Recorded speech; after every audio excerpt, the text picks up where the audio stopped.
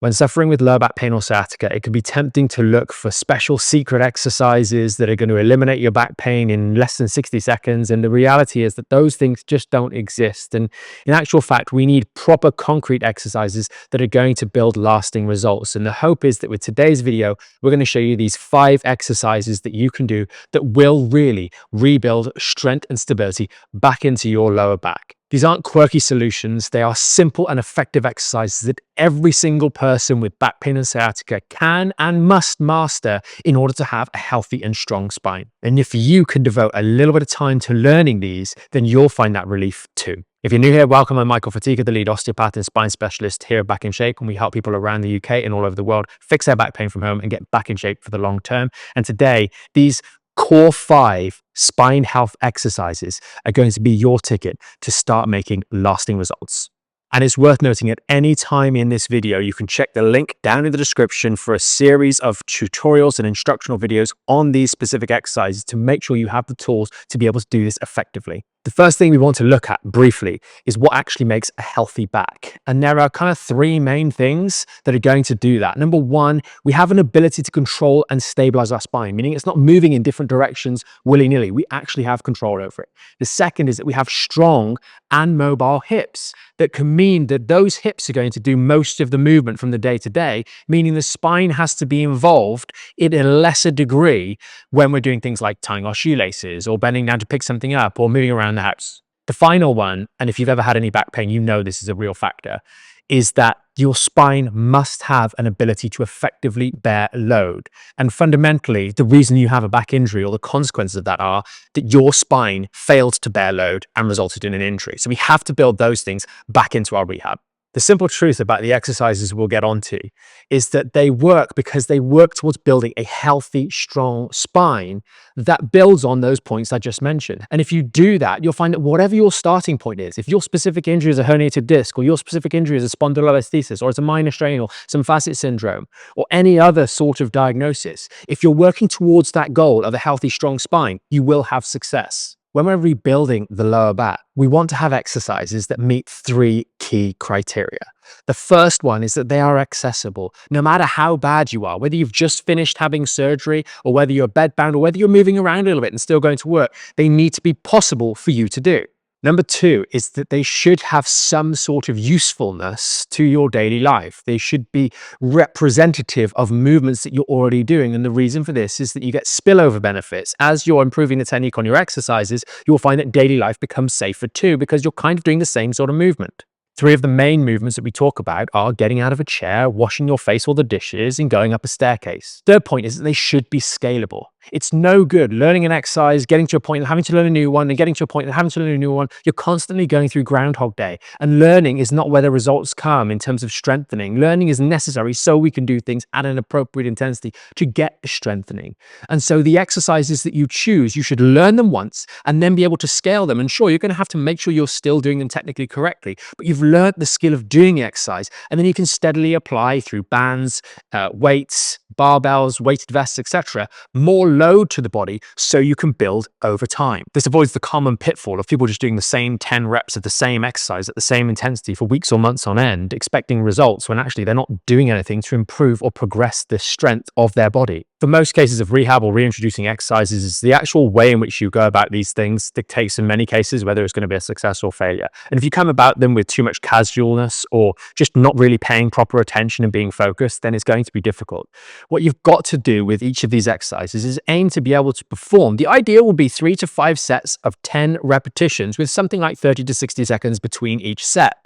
But to start with, you're going to need to break down each exercise. You might say, I'm going to learn this one first. I'm going to spend a bit of time, maybe 30 minutes, 15 minutes, something like that, playing around with it. Can I do the exercise in its original form?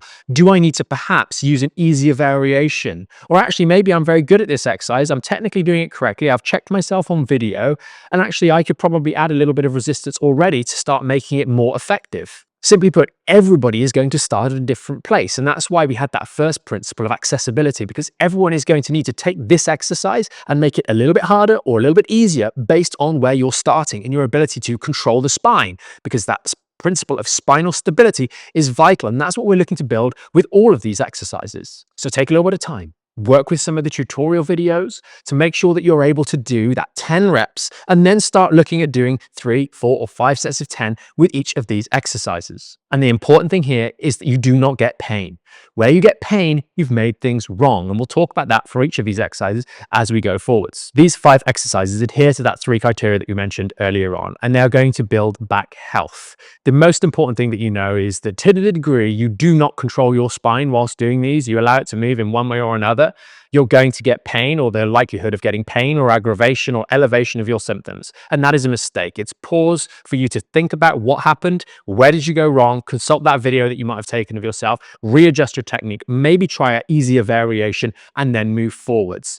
If you don't move your spine incorrectly, if you hold it nice and steady, if you don't do a pelvic tuck or arch your back or twist one way or another or drop your hips, then you will not have pain. It really is so very, very simple. And you might, as is often the case, not think you moved yourself or your spine moved, etc. But actually, when you compare back on video, you realize, oh, maybe I did a little bit. And that's completely understandable, because when we have injured the structures in any joint, we have often a decreased awareness of what is actually happening in that joint, how it's moving, if it's moving, and how much it's moving. So it's completely reasonable that to start with, you might not be the best judge of how things are moving, which is why we talk about other tools that can help you, such as video analysis, which we can all do nowadays, because chances are you're watching this on your smartphone, or you've got someone in the house that has one.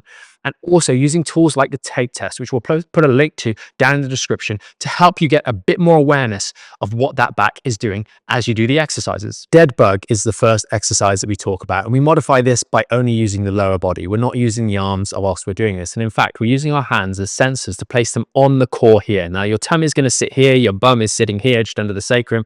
We've got the last 2 lumbar vertebrae, L4 and L5, and then the sacrum, which is the orange bone here, which we've got L5, S1 and L4, 5. And this is the region where most people have their lower back origin, or the lower back pain origin, the disc herniation, etc. It's in this section here. And as we're doing the dead bug, we essentially have the need to engage and stabilize our spine. People commonly make the mistake of doing a pelvic tuck here from doing Pilates and yoga in the past, and that flattens the lumbar spine and violates some of those principles of holding the spine neutral that we've mentioned earlier. And then as they lift the legs up into the tabletop position, often the back can then arch because we're not holding things steady as we change the demands on the spine. And then as one leg goes out, we again have the propensity to arch again. All of this can give rise to aggravation and flare up in the lower back. And fundamentally, the dead bug is an exercise that you can do on the bed. If you can't get out of bed, you can do it on the floor if you are able to safely get down onto the floor and back up again. But it teaches you in the most safe way possible, especially with regression variations, so variations that make it easier. It teaches the safest way to start to learn to engage that core, because a lot of you guys won't be able to do it when you're standing, which is one of the reasons you keep having these flare-ups. So the main goal when you're doing this is learning to hold the spine steady, and then we're using the legs to apply a little bit of wobble, let's say, to the spine. And our task is to use our core musculature. That's the muscles of the core. So you've got your rectus abdominis on the front, which doesn't play that much of a role. You've got your transverse abdominis, you've got your obliques, internal and external, which are playing a much greater role. And you've got the lumbar spine muscles, and you've got the thoracolumbar fascia down here, which will be 10 to 12 from the lats, etc. So hold everything nice and steady whilst those legs are moving. And to the degree you do this successfully, you won't get any pain. Exercise number 2 is a marching bridge. And this one can really challenge you in a couple of ways. Number 1, a lot of people, when they kick their pelvis up, they arch their back. That pinches the holes down here where the nerves come out of, and will either give you immediate sharp pain in the lower back, or if you have sciatica, it's going to shoot down that leg. Now, although you might get the problem when you arch, some people will also get that they still do that pelvic tuck when they go to lift up, and they flatten their spine and then lift. And that is the exact opposite problem, whereas squashing the discs and stretching the lumbar spine on the back, which is inappropriate. But for most people, the real issue comes when they are shifting from one leg to the other. Looking at the spine like so, we get this rotation happening. And as we rotate, the reason we get pain is because the little holes where the nerves come out change in size. When we rotate one way or the other way, we tend to close the holes on the side we are rotating to. And therefore, as you're doing this marching bridge, if you fail to correctly integrate your leg musculature with your core to stabilize this thing as you lift the opposing leg, then your spine will twist. You'll make that hole smaller, and when you've got that little disc herniation or that stenosis on the one side, it's going to pinch and you're going to get some pain. Again, your bum might be only a centimeter to an inch off the floor, so if things go wrong, the stakes are not that high. Therefore, this makes a very safe exercise to experiment and start to learn the ability to control your core in a slightly different way compared to the dead bug. And when we combine these two exercises, you're learning those fundamentals of controlling the core right from the get-go in the safest way possible. Because simply put, you're going to be hard-pressed to learn a safer environment in which to learn this essential skill of spinal control. You certainly don't want to be doing it for the first time in the gym, standing on a Swiss ball whilst you've got a barbell on your back. It's not going to be a good idea. So that's why these two are the first and most fundamental, simplest, easiest, and most accessible exercises that you can do if you have any type of back pain. Squat is the next exercise.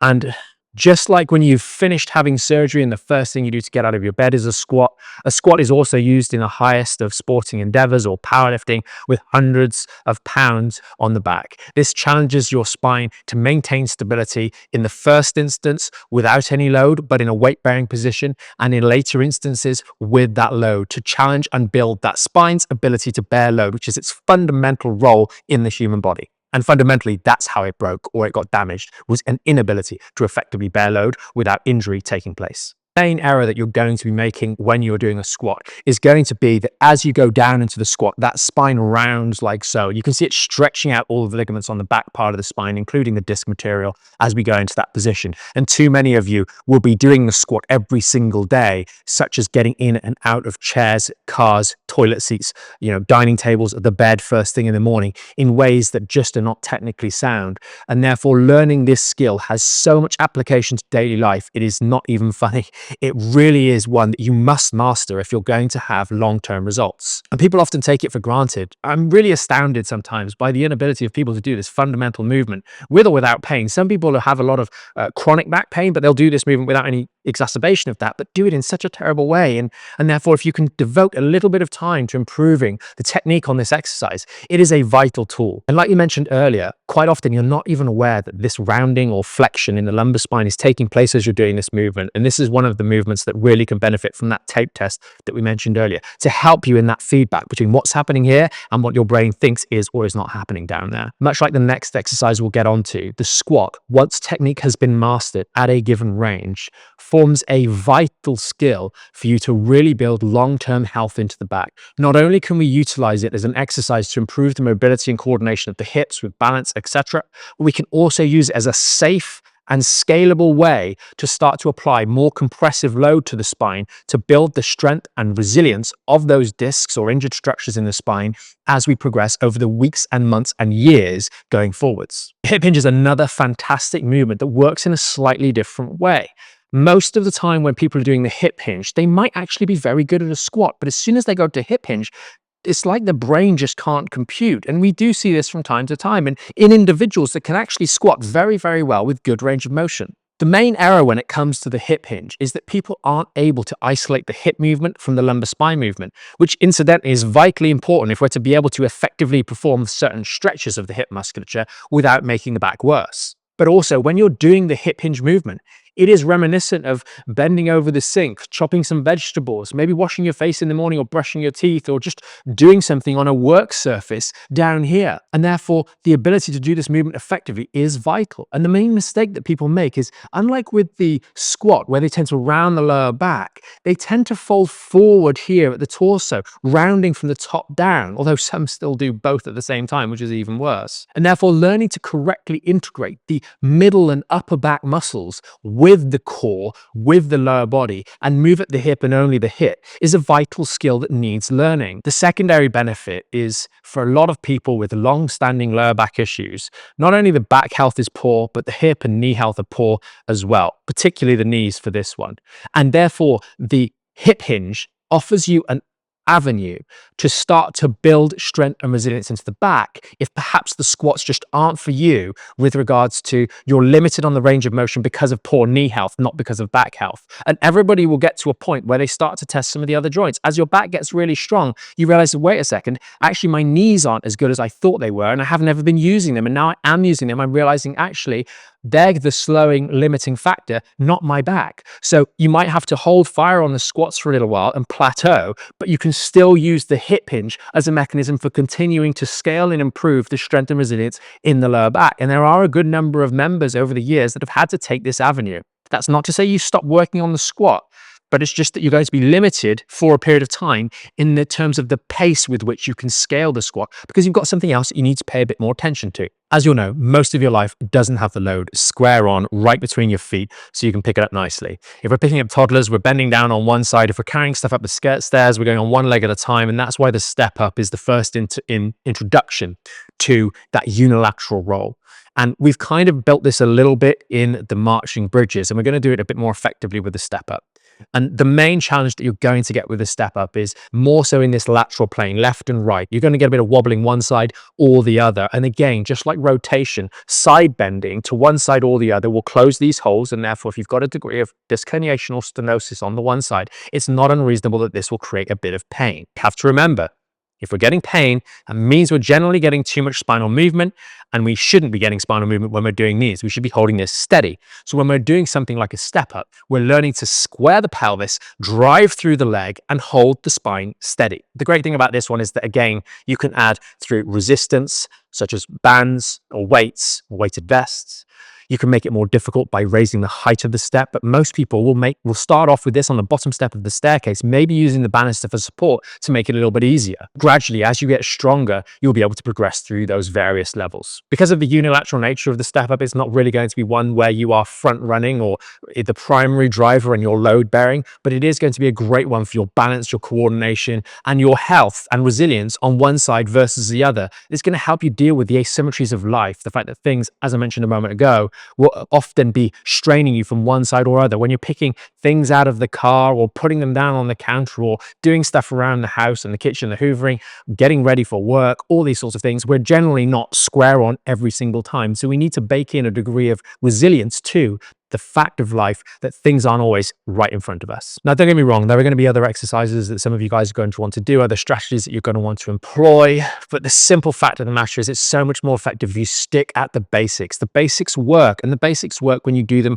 time and time again over the weeks and the months and the years. And if you use this as a foundation, that's why I've called them the core 5 for spinal health, because they are the central part. Now, if you've got other extracurricular activities that you want to do, I do jiu-jitsu, many of you will do other things, maybe you do golf, maybe you like pottering around in the garden, maybe you want to do other sporting pursuits, then you want to have other things that you can start to feed into that core set of workouts or exercises to provide you with those extra things that you need for your sport. But it's always good, as we'll get on to next, to have some element of baseline in these core fundamental exercises before you add in other variables. Because as you hopefully seen by me going through each one of these, each individual exercise has its own set of ways in which things can go wrong. And when we start adding in much more dynamic, much more variables, we often can't pin down what was actually the problem. And that's why it's helpful to have this constrained, controlled approach to start with, and then add in the variability later. I'd be amiss for mentioning anything about spine flexibility because I haven't mentioned it as one of the core principles, if you will, here